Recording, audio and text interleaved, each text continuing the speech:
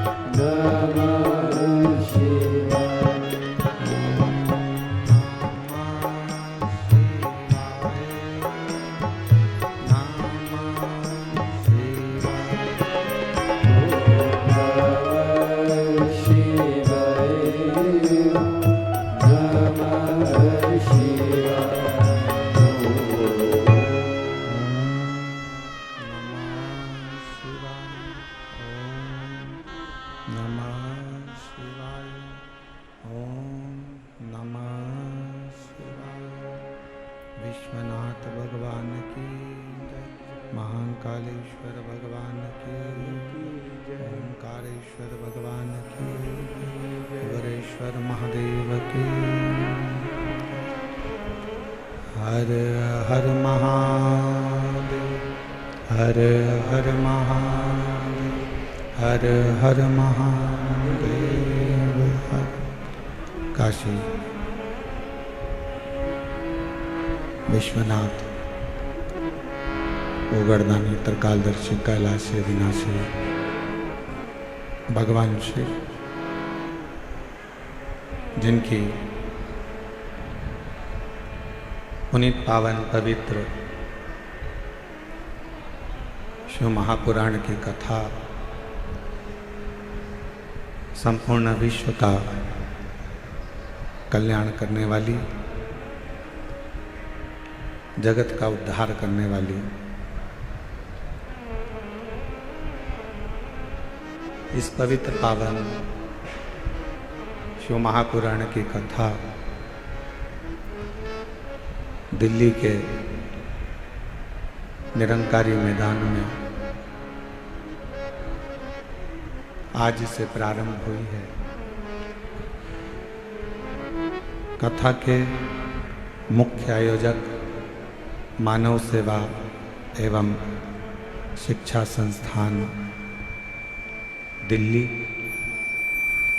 एक बार आयोजक समिति के लिए जोरदार ताली बजाकर स्वागत अभिनंदन।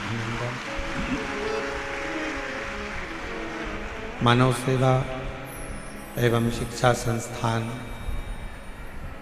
दिल्ली द्वारा आयोजित ये पवित्र पावन शिव महापुराण की कथा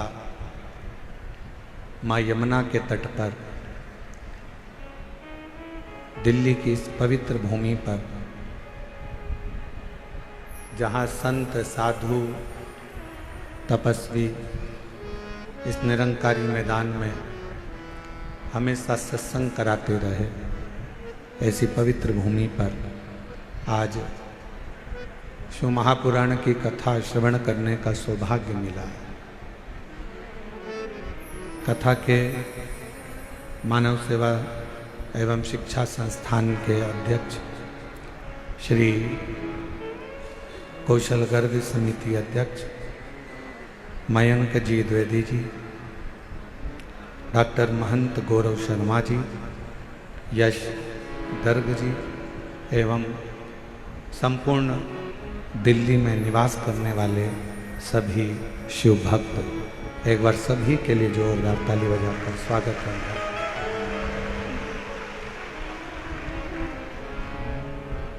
तेरी कृपा बिना न हिले एक भी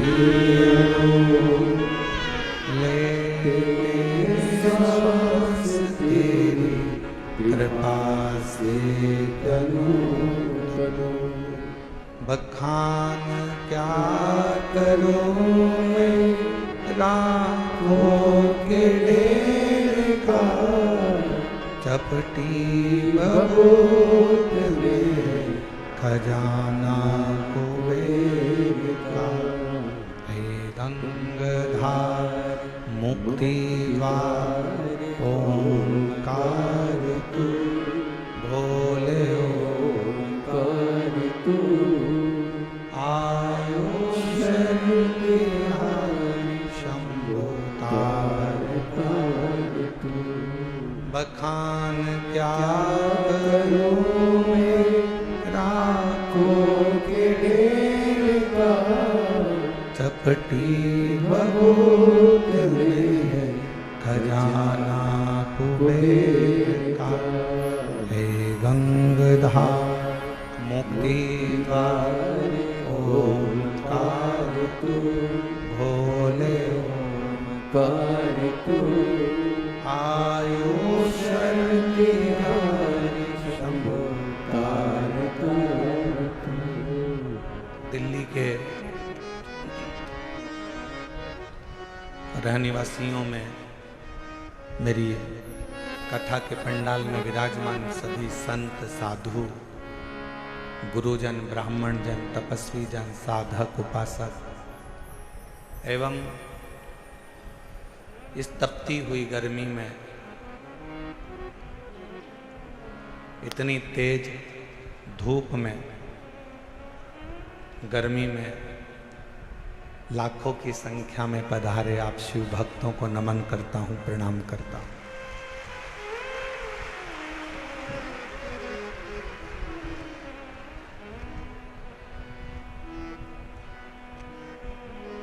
इसमें मानव सेवा संस्थान, शिक्षा संस्थान दिल्ली, आयोजक समिति भले आयोजन करा रहे, पर इसमें सबसे बड़ा अगर कोई क्रम है तो मेरी जीजियों ने जो शंकर जी को एक लोटा जल चढ़ाया था, उसका पुण्य दिल्ली वालों को प्राप्त हुआ।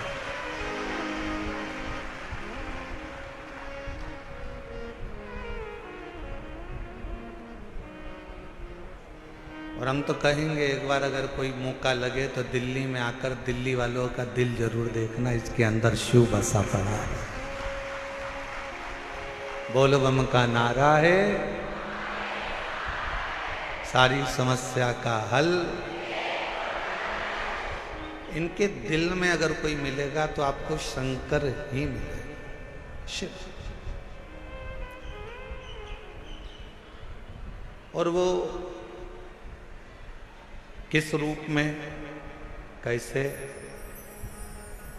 प्राप्त होगा, कैसे आप भगवान को अविरल भक्ति से प्राप्त करोगे, कैसे आप भगवान की अविरल भक्ति करोगे, ये आपके ऊपर निर्भर करता है।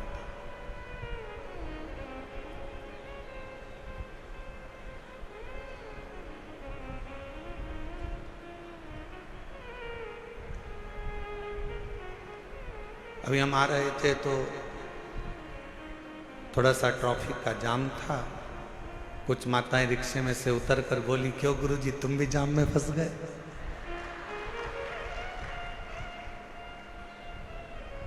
हमने कहा कोई साधारण जाम होता तो बात दूसरी थी, पर आज जो जाम में फंसे हैं ये शिव भक्तों का जाम है, जहां पर भगवान की अविरल भक्ति का स्मरण।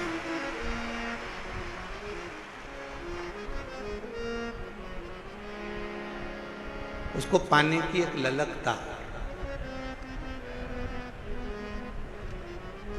जितने दिल से दिल्ली वालों आप शिव महापुराण की कथा को श्रवण करोगे, ये निश्चित है मेरा शिव आपको खाली नहीं भेजेगा।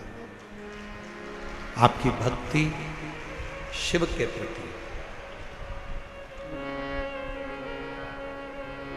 और मैंने तेरे ही भरोसे बाबा, तेरे ही भरोसे हवा बिच उड़ती जावांगी बाबा, डोर तो छड़ी ना कटी जावांगी। भोले मैं तेरी कदम, शंभू मैं तेरी कदम, हवा बिच उड़ती जावांगी बाबा, डोर हटो छड़ी नाग कटी जावांगी। शिव केवल एक भगवान ही नहीं, शिव केवल एक देवता ही नहीं, शिव हमारे शरीर में जो श्वासें चल रही है, जो धड़कनें निकल रही है, जो श्वास हमारे शरीर में प्रतिदिन चल रही है, वही शिव है, वही शिव।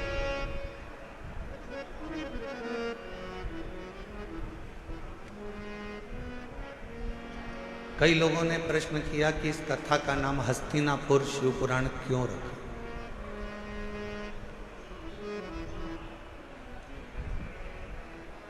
आपने कई कथा सुनाई, कहीं का नाम नंदी रखा, कहीं पर आपने देवी के ऊपर, शक्ति के ऊपर, शिव के ऊपर, गणेश के ऊपर कथाओं का स्मरण करा। पर दिल्ली में जो कथा हो रही है इसका नाम हस्तिनापुर शिव पुराण क्यों रखा? क्योंकि इस हस्तिनापुर को बसाने वाले एक राजा हुए जिनका नाम था हस्ती, और वो भगवान शिव के ऐसे उपासक थे, भगवान शंकर की ऐसी आराधना उस हस्तिन राजा ने करी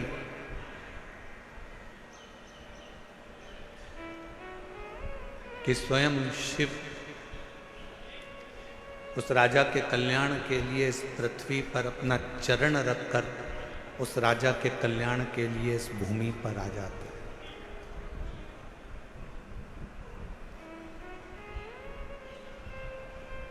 केवल कौरव और पांडवों के युद्ध से हस्तिनापुर नहीं है,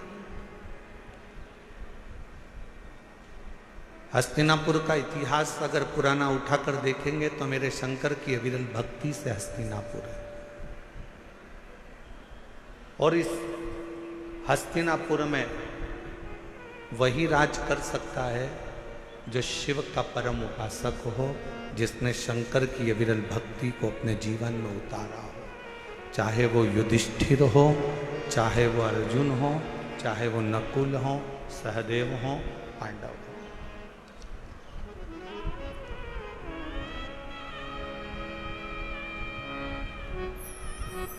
ये हस्तिनापुर शिव महापुराण की कथा जो दिल्ली के निरंकारी मैदान में चल रही है, इसमें हम विदुर जी की धर्मपत्नी जो शिव की उपासक थी, विदुर जी महाराज जो शिव के उपासक थे, अर्जुन जो शिव के उपासक थे,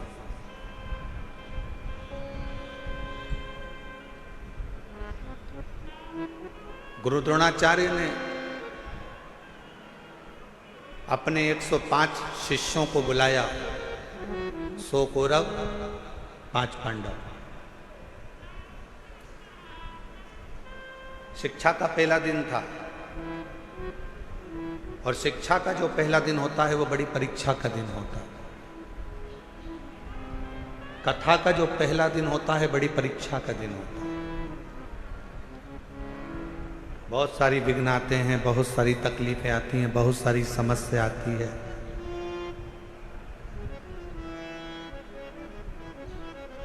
पर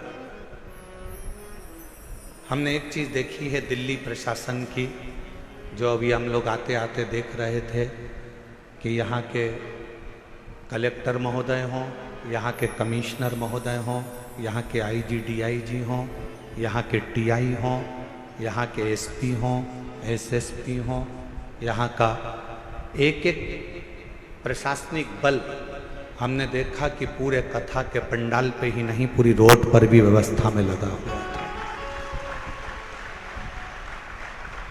एक बार यहाँ के कमिश्नर महोदय, यहाँ के IG DIG, collector, SP, SSP, TI जितने भी यहाँ पर लगे हैं, उनके लिए जोरदार ताली की गर्जना करो। कि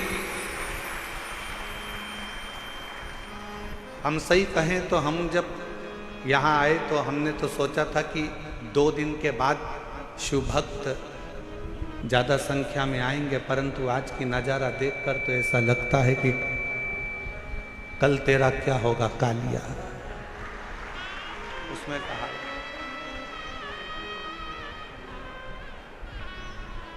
हमने यजमान से पूछा तुमने कितने पंडाल बनाए, तो कहा 3 पंडाल ये है, पीछे के पंडाल, साइड के पंडाल से मिला लो तो 8-9 पंडाल बने हुए हैं।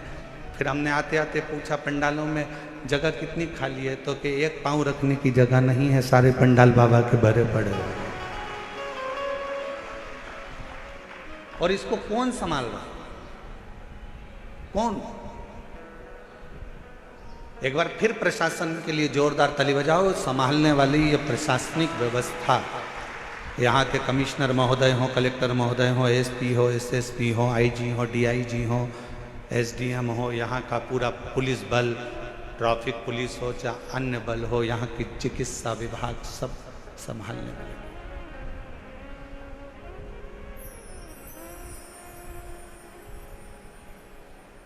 शिव तत्व पहला दिन परीक्षा का होता है और बहुत परीक्षा देना पड़ता है। 105 गुरु द्रोणाचार्य के शिष्य सामने आकर खड़े हो गए, बाल्यावस्था थी, बैठ गए। खबर मिली कि इनको शस्त्र की शिक्षा देंगे।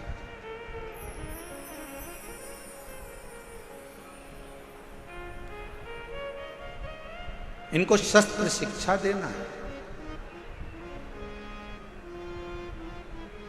गुरु द्रोणाचार्य ने इसी हस्तिनापुर में बैठकर कहा, शस्त्र की शिक्षा देने को मैं तैयार हूं, पर शस्त्र की शिक्षा देने से पहले जितने मेरे शिष्य बैठे हैं उनसे निवेदन करूंगा कि आप में से जो मुझे शीश का दान दे देगा, मैं उसको शस्त्र की शिक्षा दे दूंगा।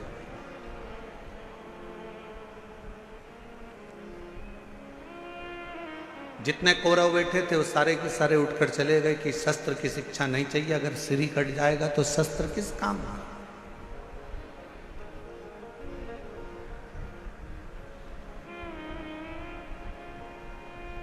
वो शस्त्र किस काम का? जैसे हमने पहले भी कथा में कहा, फिर कहते हैं, शिव महापुराण की कथा में जब भी आओ तो अपने साथ कोई कीमती सामान लेकर, सोना चांदी हीरा पन्ना चैन अंगूठी मोबाइल पर्स कोई भी कीमती सामान लेकर मत आओ, क्योंकि यहाँ एक ही कीमत वाला है और वो मेरा देव अधिदेव महादेव मेरा शंकर है। आपकी चप्पल भी अगर कीमत वाली है ना तो उसको भी कथा के पंडाल में लेके मत आओ, घर में अलमारी में सजा के रखो। कथा के पंडाल में अगर कथा सुनने के लिए अगर आप आ रहे हो तो ये सोच कर जाना कि मैं कोई कीमत वाली वस्तु मेरे बाबा को दिखाने के लिए नहीं जा रही हूं, मैं तो कीमत के रूप में मेरा शंकर, मेरा उघड़दानी, मेरा शिव जो कीमती है उस शंकर को पाने के लिए जा रही हूं।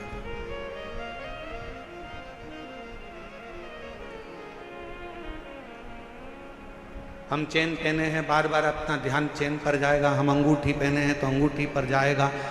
हम हमारे कोई चप्पल रखी है तो चप्पल पर जाएगा। हमारी कोई सुंदर वस्तु है तो उस पर जाएगा। आपका ध्यान यहाँ नहीं जाना चाहिए, आपका ध्यान तो शिव में, शंकर शिव।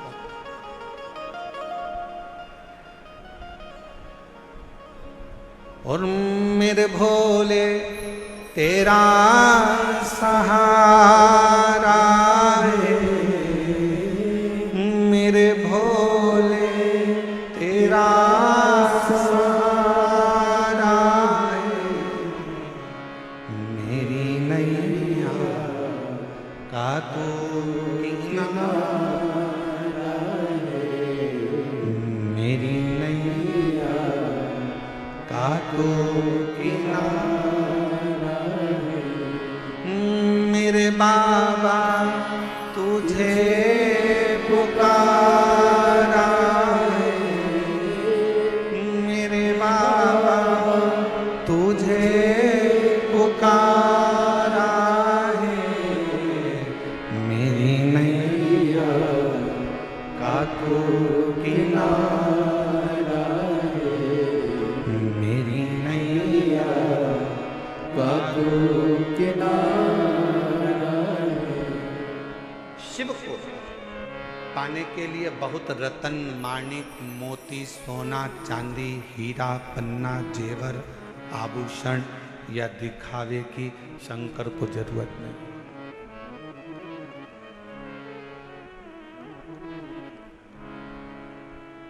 तुम्हारे धन की भी शंकर को जरूरत नहीं।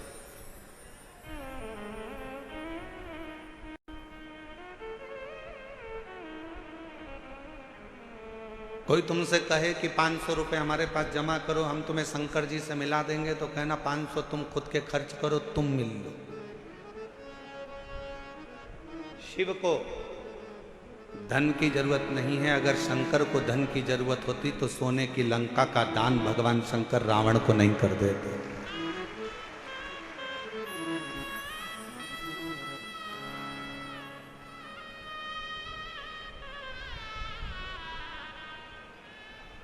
शिव को तुम्हारे वैभव की जरूरत नहीं है कि तुम दिखावा करो कि मैं शंकर जी को 1.25 लाख बेलपत्र चढ़ाऊंगा, 50 लीटर दूध चढ़ाऊंगा, या शिव जी को मैं इतना इतना 56 भोग लगाऊंगा।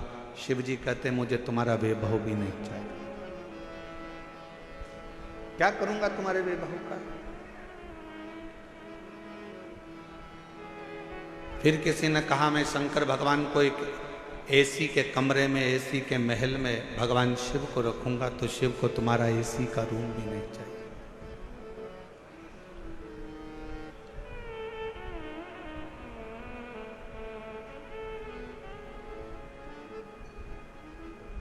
जब प्रेम हो जाता है ना, प्यार हो जाता है, तो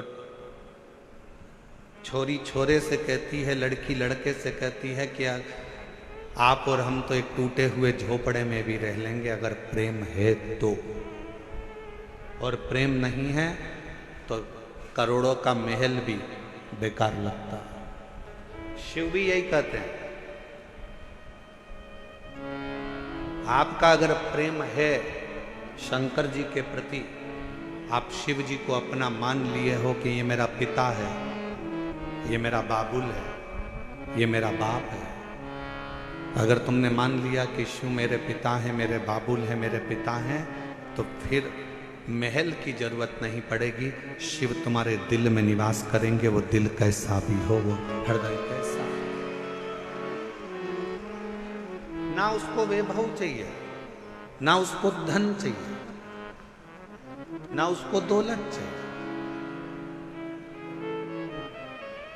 तुम्हारी संपदा से भी उसको कोई मतलब नहीं। उसको तो केवल तुम्हारी निर्मल भक्ति और दिल से बन सके तो उच्चारण श्री शिवाय नमस्तु, श्री शिवाय नमस्तु, श्री शिवाय नमस्तु, श्री शिवाय नमस्तु। तुमने जो दिल से उसको पुकारा, बस वही उसको चाहिए।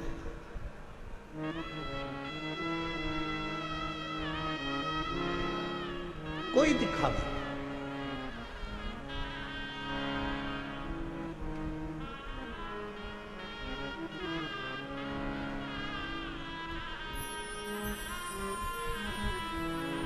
कुछ माताएं झंडा ले लेकर पैदल आ रही थी। पूछा, धूप इतनी तेज पड़ रही है, गर्मी इतनी तेज पड़ रही है, आप झंडा लेकर कहां से आ रहे हो? कहा, हम गुरुग्राम से पैदल चलते हुए कथा में धन्यवाद देने के लिए बाबा को। इतना भरचक गर्मी, इतना तेज तपन, जमीन तप रही है, इतनी तेज गर्मी पड़ रही है, और उसमें आप पैदल चलते चलते बाबा का भजन करते करते आ।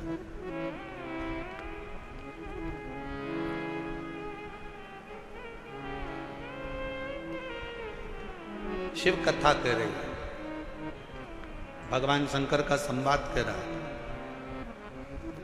पहला दिन परीक्षा का होता है। गुरु द्रोणाचार्य ने शस्त्र की शिक्षा देने से पहले परीक्षा करी है। कहा, ये पांडव और कौरव मेरे 105 शिष्य यहाँ पर बैठे हैं, इसमें से जो मुझे शीश का दान देगा, शस्त्र की विद्या उसी को सिखाई जाए। शीश का दान मतलब क्या?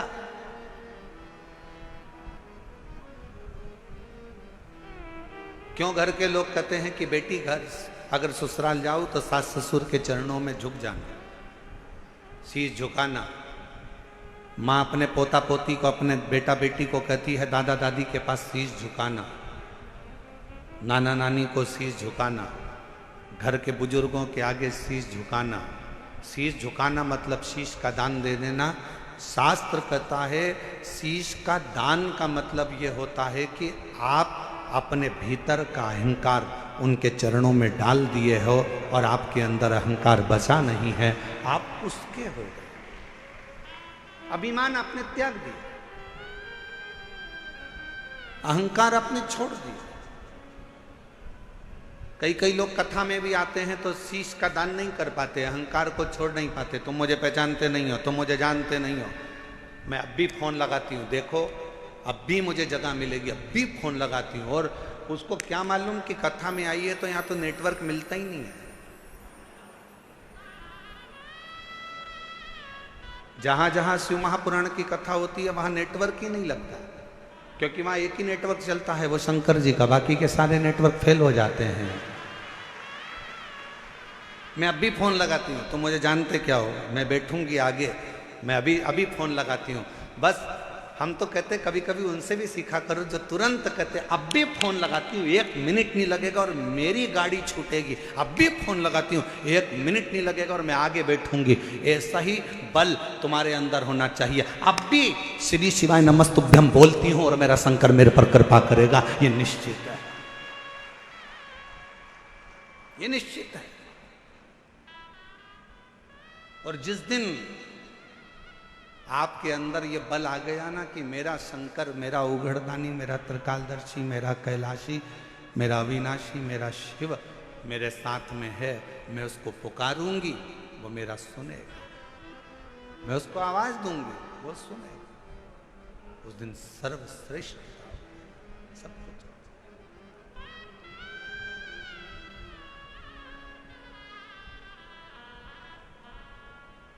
क्यों आए हो कथा में? अपना अपना एसी का कमरा छोड़कर, जम के बोलो जरा, अपने अपने घर का कूलर, एसी, पंखा, एसी की गाड़ी, डनलप का गद्दा, सोफा सेट सब छोड़कर कथा में गाड़ी भी दूर रुकी, पैदल पैदल धूप में चलते चलते कथा के पंडाल में पहुँचे। जरा विचार करिएगा, क्यों आए हो?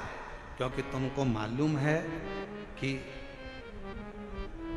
मैं 12 ज्योतिर्लिंग की यात्रा करने नहीं जा सकती, पर अगर मेरे नज़दीक में शिव महापुराण की कथा हो रही है, वहाँ जाकर पहुँच गई तो 12 ज्योतिर्लिंग का फल हमें प्राप्त हो। मेरा शिव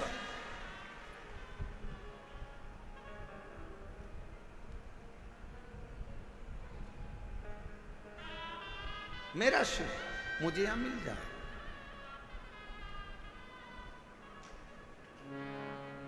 मेरा शंकर मुझे यहां मिलेगा। आप सबको मालूम है कि मैं अगर यहां बैठूंगी, अपने दिल की बात अपने बाबा से कहूंगी, तो मेरा बाबा यहां बैठकर सुनेगा। और कितनी बड़ी कृपा दिल्ली की इस कथा में हो रही है मेरे भोलेनाथ जी की। जरा विचार करिएगा कि कथा के मध्य में ही 24 तारीख को प्रदोष पड़ जाएगा, 25 तारीख को मासिक शिवरात्रि पड़ जाएगी, 26 तारीख को कथा की शिवरात्रि पड़ जाएगी और 27 तारीख को कथा विराम हो जाएगा।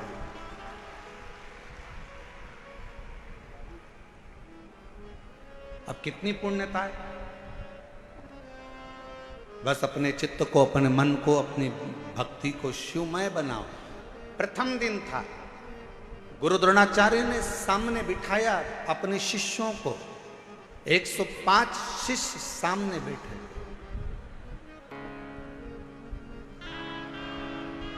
और गुरु द्रोणाचार्य ने सामने बैठे हुए 105 शिष्यों से कहा कि तुम में से जो शीश का दान देगा वो शस्त्र विद्या सीख सकेगा। शीश का दान मतलब अब शिष्य समझे तो बात। जो समझे वो तो जाने ना। शीश का दान का मतलब ये नहीं है कि गुरु ने कहा कि शीश का दान दे दो मतलब शीश काट दो। नहीं नहीं नहीं, शीश का दान का मतलब है कि अपने अहंकार का त्याग करोगे। और जब किसी गुरु की शरणागति में जाओ, कहीं अगर भगवान की भक्ति करने के लिए जाओ, यदि कहीं भगवत भजन करने के लिए जाओ, तो सबसे पहला काम करो कि अपने अहंकार का त्याग करो, अपनी अभिमतता का त्याग करो।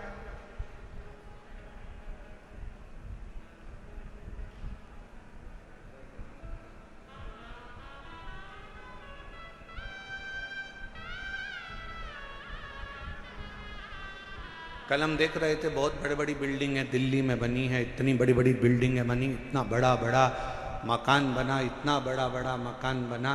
तो हमारे साथ में जो हिमांशु पंडित जी थे वो कह रहे थे, गुरुजी कितनी बड़ी बड़ी बिल्डिंगें बनी हैं।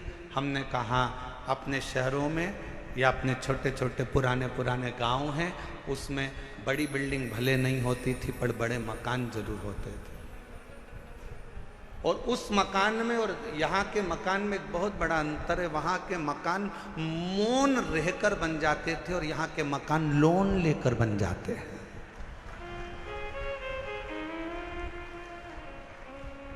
हमने कहा दोनों में अंतर।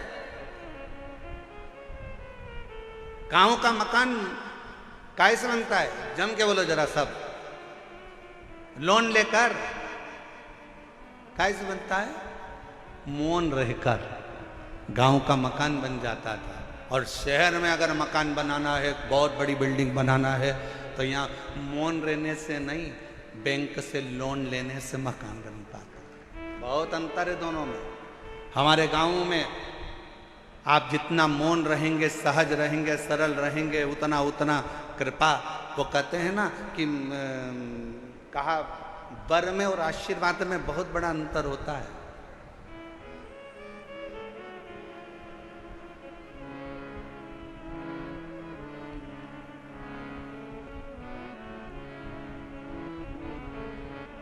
लंकापति रावण ने क्या मांगा था? शिवजी से वर मांगा था। वर मांगा। लंकापति रावण ने शिवजी से वर मांगा था और हिरण्यकशिपु ने क्या मांगा? तो कहा कि भगवान से वर मांगा था।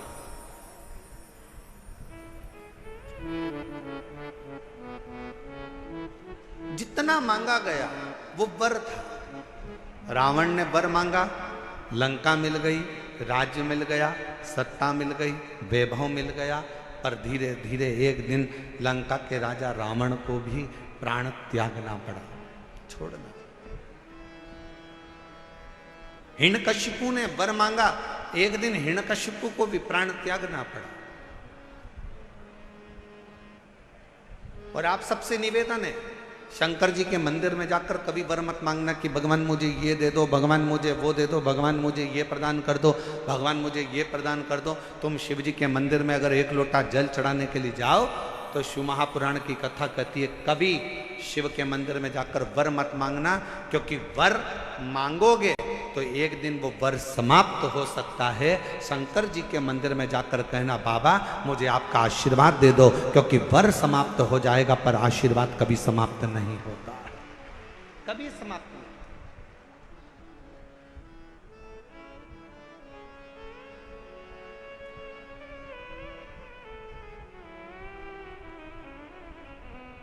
हो सकता है कि वर मिला और समाप्त हो जाए, हो सकता है कि वर प्राप्त हुआ और वो समाप्त हो जाए, पर आशीर्वाद कभी समाप्त नहीं होता। अगर मेरे शंकर का, घर के बुजुर्गों का, माता पिता का, घर के बयों का, घर के बड़ों का, गुरुजन का, संत जन, साधु जन, तपस्वी जन का, या अपने घर के माता पिता या वृद्ध का जब आशीर्वाद मिल जाता है तो फिर वर की जरूरत भी नहीं पड़ती।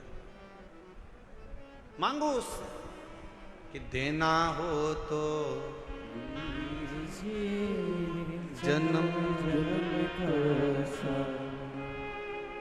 मेरे सिर पर रख दो रे अपने दोनों हाथ, और देना हो तो दीजिए जन्म जन्म का साथ, और देना हो तो दीजिए जन्म जन्म का साथ। भगवान शिव की कथा करें, भगवान शंकर का संवाद, शिव तत्व का, शिव पुराण करें, मेरे ओगरदानी का संवाद करें।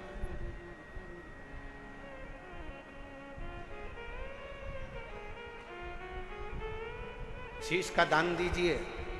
गुरु द्रोणाचार्य ने कहा कि जो शीश का दान दे देगा, जो शीश,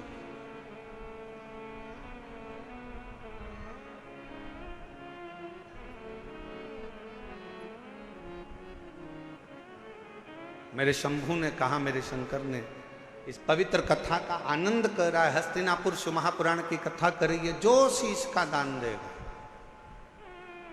वो मुझसे शस्त्र विद्या सीख लेगा।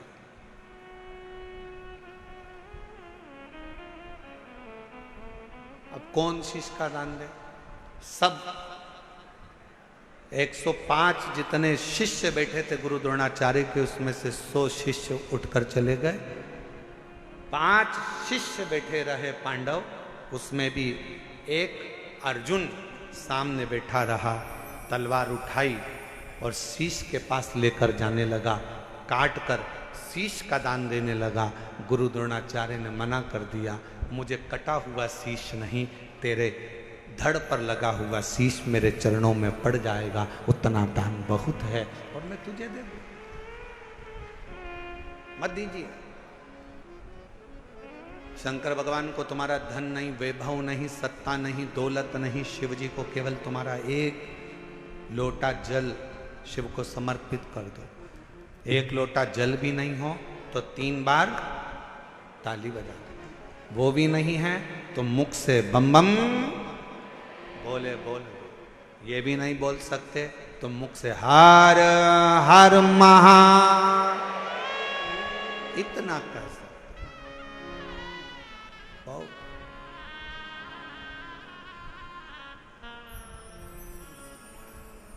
कुछ नहीं चाहिए। जिस दिन अहंकार छोड़कर, अभिमत्ता त्याग कर, अभिमान का त्याग कर जिस दिन अहंकार को छोड़कर तुम शिव की ओर बढ़ोगे, शिव तुम्हें प्राप्त हो जाएगा। हस्तिनापुर शिव महापुराण की कथा में हस्तिन नाम का जो राजा था वो शंकर का परम उपासक था, जिसने इस राज्य को बसाया था।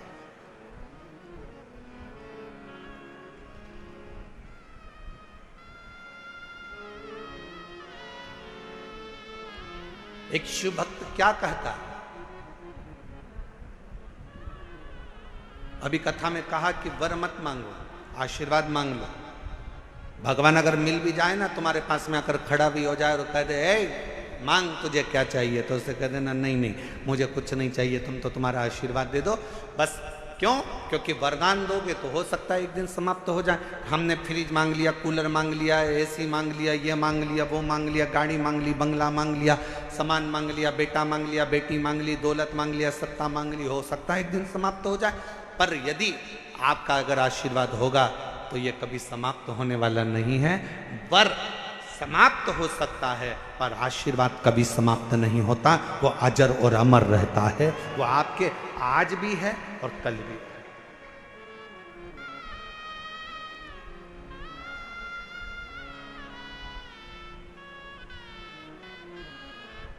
इसीलिए कहा कि तेरी कृपा का क्या है भरोसा, कब किस पर हो जाए जरा सी हम पर कर दो। जी जिसको आता है वो भी बोलो साथ में।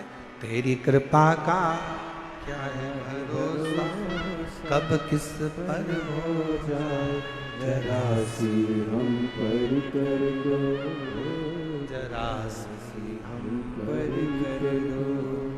पापी हो चाहे जितना उसका भी बाबा उद्धार किया, उद्धार हुआ।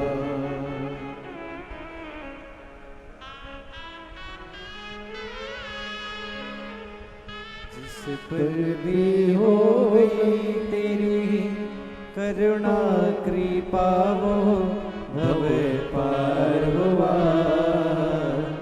भव पार हुआ।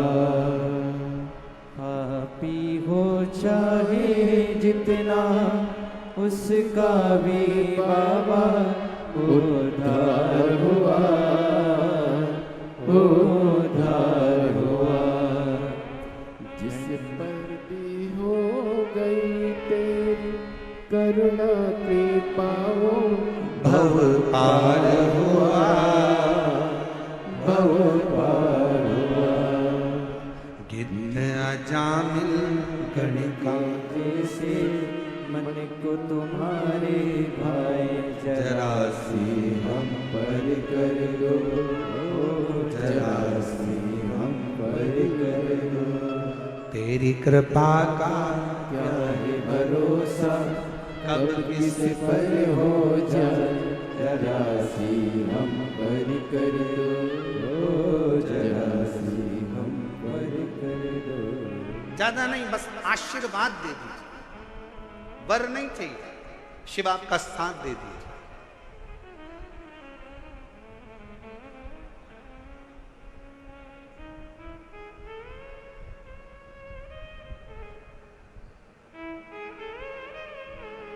एक कथा आती है,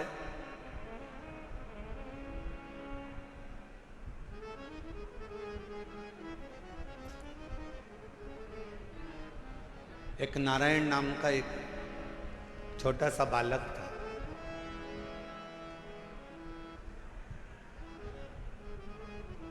सोमवार अष्टमी की कथा है, आप लोगों ने पढ़ी भी होगी, स्मरण में भी होगी। एक नारायण नाम का छोटा सा बालक है जिसकी अवस्था 7 वर्ष की, केवल 7 वर्ष की अवस्था। और ये सोमवार अष्टमी की बड़ी सुंदर कथा है, आज स्मरण में आई है, तो आप लोग और हम लोग उसको श्रवण करें। और कभी अगर सोमवार की अष्टमी पढ़े तो इस कथा का मनन चिंतन उस दिन जरूर करना। एक नारायण नाम का छोटा सा बालक जिसकी अवस्था 7 वर्ष की, पिता इसका जन्म होने के बाद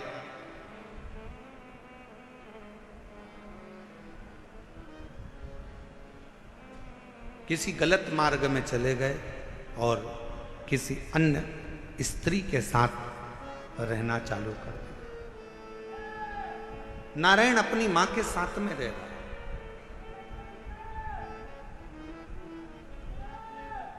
और छोटी सी अवस्था से नारायण बार बार पूछता रहता है। छोटी सी अवस्था से नारायण अपनी मां से पूछता रहता है कि मेरे पिता कहाँ हैं, मेरे पिता कहाँ हैं, मेरे पिता कहाँ। मेरी दिल्ली की जीजियों, मेरे दिल्ली के जीजाओं, मेरी बेटियों बेटाओं, मेरी माताओं, मेरे भाई, मेरी बहनों, बड़ा ध्यान लगाकर सुनना कि जन्म हुआ, पिता ने अपनी पत्नी पर कुछ गलत बातों का इल्जाम लगा दिया और बच्चे को और मां को छोड़कर पिता किसी अन्य स्त्री के साथ चला गया, साथ रहने लगा। गांव बदल दिया, नगर बदल दिया, शहर बदल दिया। पिता दूसरे गांव में, दूसरे नगर में, दूसरे शहर में रह रहा है और यहां मां अपने बच्चे को पाल पोस कर नारायण को बड़ा कर रही है।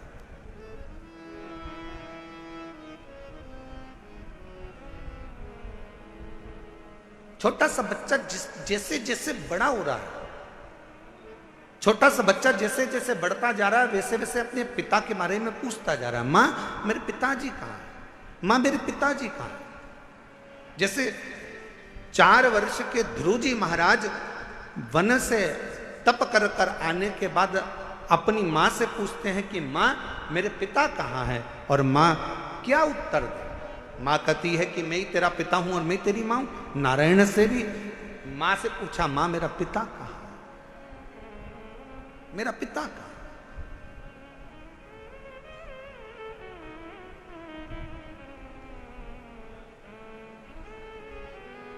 एक दिन गुस्से में आकर मां ने कह दिया, क्या पिता पिता पिता पिता पूछता रहता है, क्या दिन भर पिता का नाम लेता रहता है। मैंने तुझे पाल पोस कर बड़ा करा, कभी मेरा भी नाम लिया कर, क्या पिता का नाम लेता। सोमवार की अष्टमी की कथा कहती है कि पिता का नाम लेते हुए बच्चे को मां ने एक दिन खूब डांटा, खूब फटकारा, पर बेटे की चित्त वृत्ति से पिता का स्मरण जाता नहीं, पिता का स्मरण नहीं जाता। मां मेरा पिता कहाँ है। बच्चे ने फिर जिद पकड़ी। आखिरी में मां ने तुरंत चिल्लाकर कह दिया, पिता पिता कहता है, ये सामने जो पत्थर पड़ा है, सामने जो भाटा पड़ा है, सामने जो कंकर पड़ा है, सामने जो पत्थर पड़ा है, यही तेरा पिता है।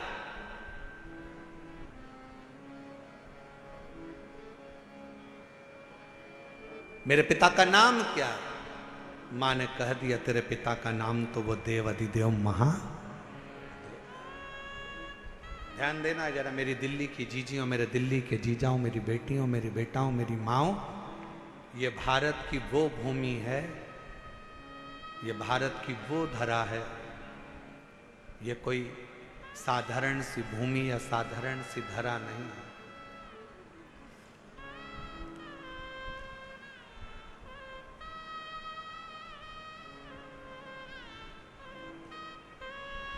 सात द्वीप, 245 देश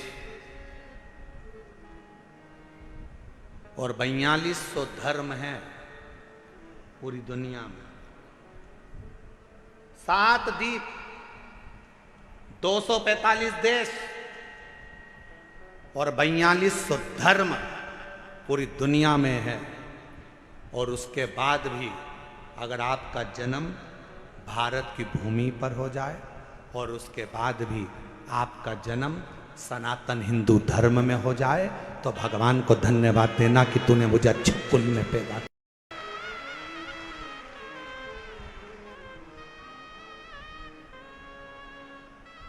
छाती तान कर चलना कि सनातन धर्म में तुम जन्मे हो।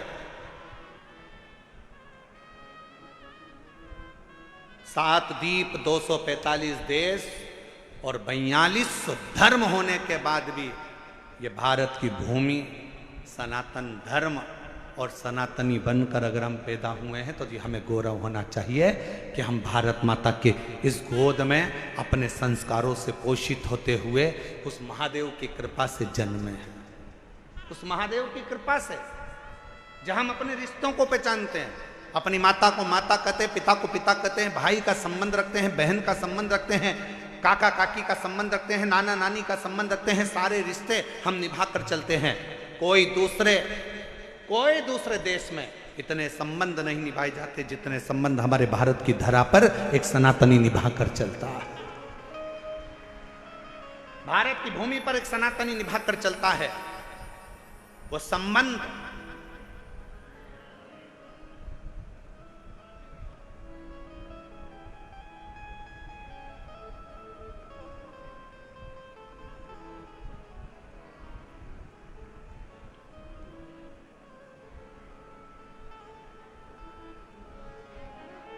और कोई अच्छे संबंधी तो हैं तुम्हारे?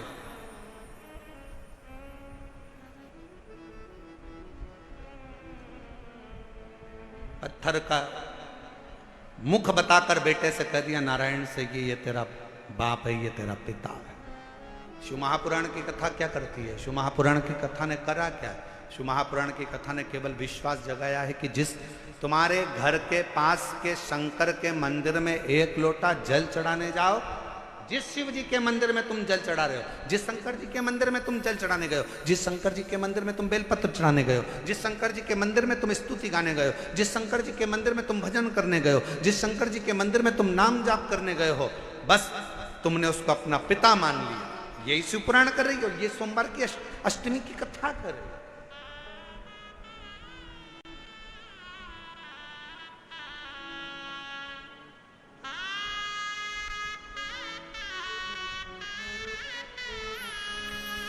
यही संबंध है हमारे, ये रिश्तेदार।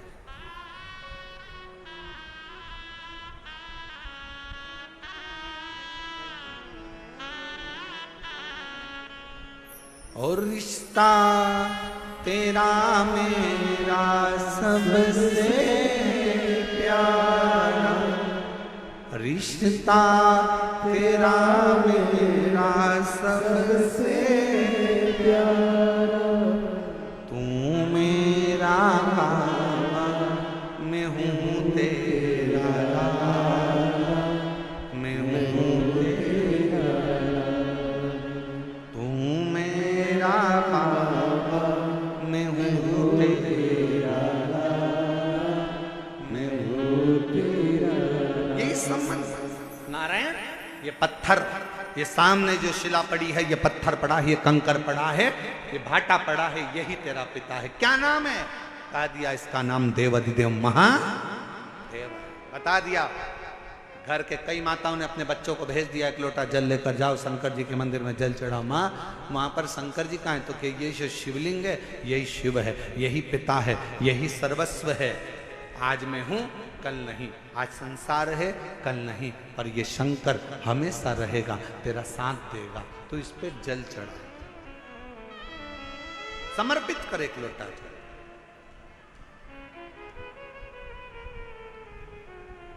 और जब सिर पर अगर भोलेनाथ जी का हाथ हो तो फिर क्या क्या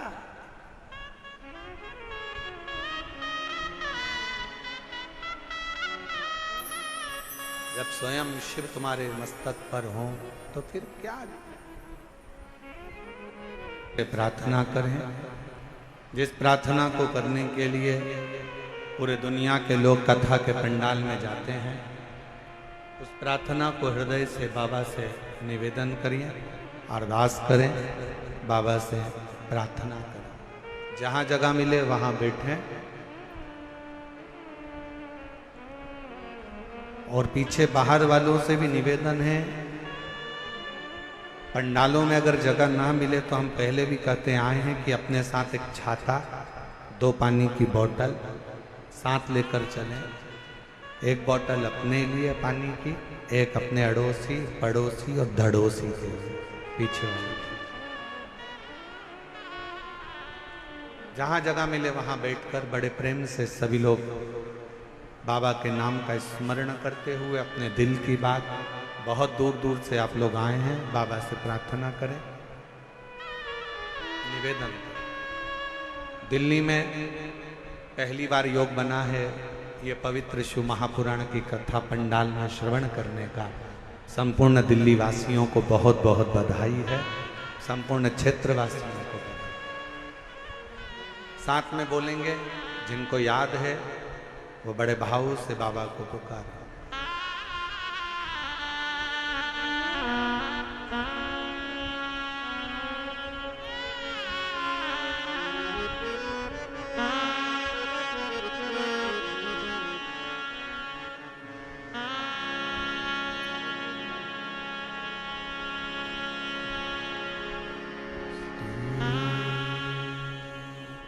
शिवाय नमस्तु श्री शिवाय नमस्तु श्री शिवाय नमस्तु श्री शिवाय नमस्तु श्री शिवाय नमस्तु। भोला सब दुख काटो ओ भोला सब दुख काटो। शिव शंकर जब तेरी माला, भोले बाबा जब तेरी माला, भोला सब दुख काटो हमारा। ओ भोला सब दुख काटो हमारा। वेश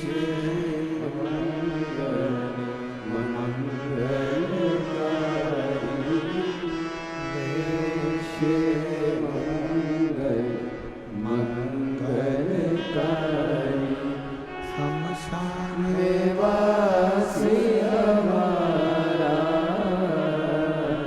शमशान में वासी हमारा। ओ सब दुख काटो हमारा। ओ सब दुख काटो हमारा।